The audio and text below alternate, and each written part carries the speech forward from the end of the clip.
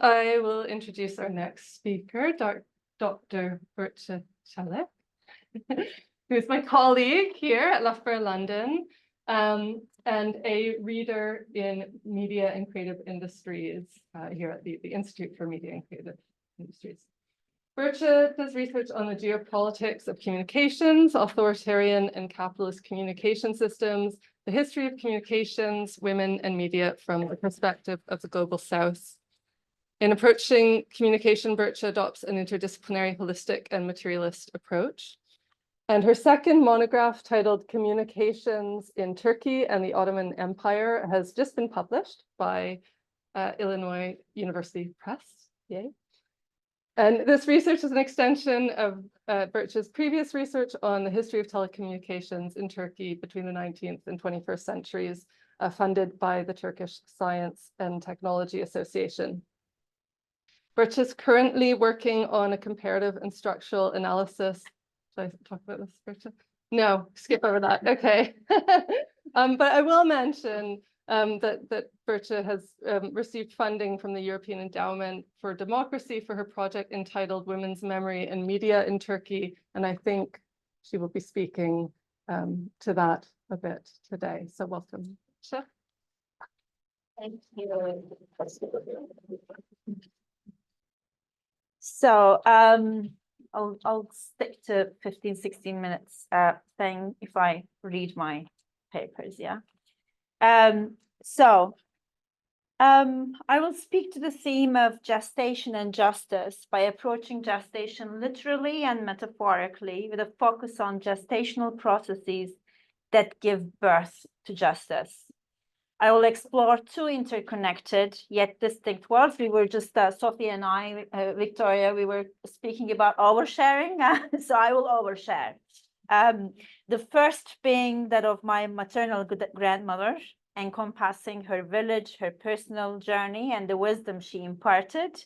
The second being Palestine, a historical homeland of coexistence spanning centuries and a contemporary site of apartheid oppression and resistance against it. If the Middle East is the gestational container for conflict and liberation, justice is its indigenous political vocabulary, its political praxis and idiom, as historian Linda Darling has said. So first, my grandmother. So my grandmother Hajar was born in a small village called Mesudiye in North Anatolia in Turkey in interwar years. As the second of 6 children, Hajar grew up in a country deeply impacted by the aftermath of the Second World War, despite Turkey's non-direct involvement in the conflict. Raised in a village characterized by poverty, where agriculture struggled due to small plots tended by peasant family farmers, her early years were marked by hardship. At the age of 7, tragedy struck when a devastating earthquake ravaged nearby cities and towns, killing approximately 30,000 people in the region. Compounded by the strains of wartime economics, the Turkish government found itself unable to adequately provide assistance to the affected areas or support efforts to rebuild homes and revive livelihoods. Despite the compulsory education mandate encompassing all village children, including girls, Hajar did not attend school. It is plausible that amidst the tumultuous circumstances of war and natural disaster, oversight from the education ministry may have faltered, leaving some children like Hajar without access to formal education. In Hajar's village, as in many rural communities at the time, decisions regarding marriage were typically entrusted to the village leaders. We call village heads, muhtars. In an example of this practice, a man approximately 30 years older than Hajar, having lost his entire family except for 2 young children and a small farm in the earthquake's aftermath, sought a wife to assist with childcare and farm duties. Approaching the village head, he inquired about the availability of a suitable match within the community. At the age of 13, before reaching puberty, Hajar was married off to a man in his 40s and assumed the role of caregiver to the orphan children, as well as taking on responsibilities for her new husband's modest agricultural holdings. I lived with Hajar for several years, but never had the chance to ask how she felt on her wedding day or that first night. Was she scared? Did she know anything about sex? Did she understand how babies are made? Was she aware that what happened to her was against Turkish laws? Did she speak out against the injustice done to her childhood? Did she cry? In 2020 and 2021, when leading a research project on women's history and memory in Turkey, I encountered narratives akin to Hajar, my grandmother. The project involved conducting oral history interviews with over 150 ostensibly ordinary women from various regions of Turkey. These interviews aim to document their lived experiences and challenges comprehensively, with the intention of digitally archiving them for the benefit of researchers, historians, artists, and the women themselves, ensuring full anonymization. Among the narratives captured were accounts of marriages occurring before the onset of puberty, narrated often with ambivalence and fear. These narratives were characterized by their nonlinear and cyclical nature, marked by ruptures, returns, and silences. Hajar gave birth to 8 babies, with 4 tragically not surviving, while 4 girls thrived. Alongside the 4 daughters she bore, she also cared for 2 others during her teenage years. Hajar made the courageous decision to move to the capital city, Ankara, before her 30th birthday, where she began working in a hammam, public bathhouse, after her husband's passing. Her employment enabled her to provide for her children, ensuring they had food on the table and access to education. A single mother of 6, she was the breadwinner, authority figure, and nurturer. To her grandchildren, and like me, Hajar was the embodiment of love and gratitude, radiating warmth like the sun in our universe.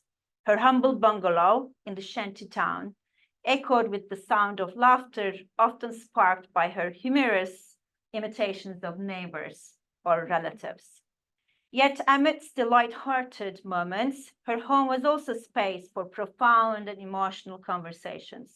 Discussions ranged from unpaid debts and experiences of violence to reflections on politics and dreams for the future, illustrating the depth of a library of knowledge accumulated through years of lived struggles and resilience. Hajar, despite never having the opportunity for formal education herself, understood the transformative power education held for her daughters. In line with the experience of many in 20th century so-called third world countries, education emerged as the primary avenue for social mobility. The nation's modernity, which we call multiple modernities in critical literature, was anchored in the promotion of education, privatizing it over market-driven forces and commodification. Hajar recognized that education held the potential to rectify injustices, particularly for girls, by providing them with opportunities to make their own lives. After a battle with ovarian cancer, Hajar passed away at the age of 63. In accordance with Turkish custom, her home became a gathering place for many, including neighbors, acquaintances, and relatives who came to offer their condolences. During these visits, my aunts, cousins, and I learned that Hajar had a habit of providing pocket money to students in her shanty town on the condition, or as long as they remained dedicated to their education. I'm increasingly convinced that she viewed education not only as a pathway to employment or financial stability, but also as a mechanism for the social and cultural reproduction of liberated classes, collectives capable of asserting their own agency, autonomy, and right to self-determination. Such a conception of education resonates with the notion of gestation for justice. Before delving into the concept and ideals of liberatory education, let me complicate the existing knowledge systems, the canons that we engage with, and the episteme and epistemology guiding our understanding of knowable knowledge and ways of knowing. The education I received in westernized or Western institutions, funded in part by taxpayers' money and influenced by my grandmother's guidance, and the cultural context emphasizing education for autonomy and liberation, failed to facilitate a deeper understanding of or learning from my grandmother's experiences. Instead of fostering comprehension, the educational canon, including pivotal theories like feminism and Marxism, both of which influenced me a lot, perpetuated what Miranda Fricker terms as epistemic injustice, the systemic marginalization of certain individuals or groups in knowledge production. This perspective comes out of an unwillingness to learn, or a belief that there is nothing to learn by engaging with others, i.e. the rural, the women, the illiterate, the third world, or the global south. Gurminder Bambra similarly highlights the concept of epistemological injustice within critical social theory, which limits the scope of knowledge production and the imagination of alternative narratives for a better future by learning from others. Epistemological justice thus requires a reversal of the ways in which we understand knowledge and our ways of knowing, by also recognizing what in our ways of knowing precludes us to see others' experiences, wisdom, lived struggles as forms of valid and credible knowledge. So weaved through the perspectives of epistemic and epistemological injustice, the educational framework I encountered in the institutions my grandmother hoped for me to attend emerges as a significant obstacle to understanding her own experiences. This framework not only suppresses her voice, as exemplified by inquiries such as, "Can the subaltern speak?" but it also renders her narratives unintelligible, untranslatable, even when she speaks. Rather than recognizing her wisdom and insights, the educational canon, along with associated institutions like numerous Western NGOs, like a speaker before me spoke about, dedicated to women's empowerment in rural areas of the global South, tends to reduce her identity to that of a passive victim. In this narrative, she's portrayed as an object of oppression, attributed to patriarchy, ignorance, or despotic regimes prevalent in the Middle East, and often conflated with Islam itself. Such knowledge systems fail to acknowledge the broader geopolitical power dynamics, the international distribution of resources, or the material conditions of global capitalism that underpin her struggles. Consequently, her resilience, unwavering resolve, and ability to confront hardship with humor and optimism are either overlooked, dismissed, or deemed inconsequential within these frameworks. I assume she didn't envision our minds being liberated by such an educational program. But can we explore to grasp what Elizabeth Povinelli frames as the otherwise? That is, according to my understanding in this case, the diverse possibilities for how education and schools could contribute to the liberation of peoples, women, queer, trans, children, and individuals of all ages. I see it in Palestine, where millions of Palestinians were made refugees by Israel's decades-long settler colonization and occupation, an example for such imagination. According to some scholars, Palestinians are actually one of the most educated people in the world, with a 97% literacy rate among individuals older than 15.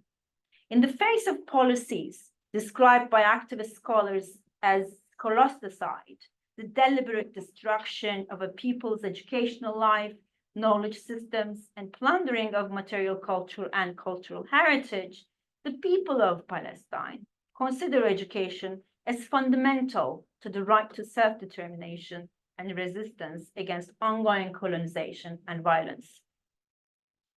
In an article discussing Palestinian people's motivation for higher education, Lila Abu-Lugod outlines indigenous values that prioritize learning, echoing themes discussed through Hajar's story, along with job opportunities and the recognition that their defeat in 1948 by Israel was partly due to the superior education of their adversaries.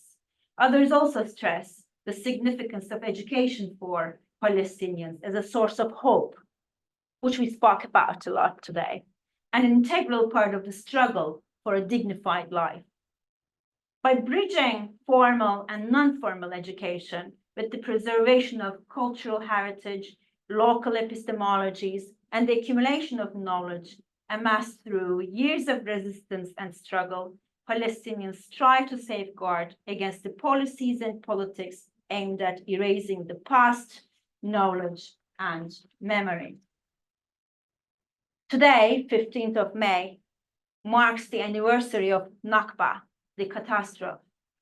In 1948, more than 700,000 people in Palestine were forced to exile, with many killed, tortured, and subjected to rape by Zionist forces to form Israel in the land of Palestinians.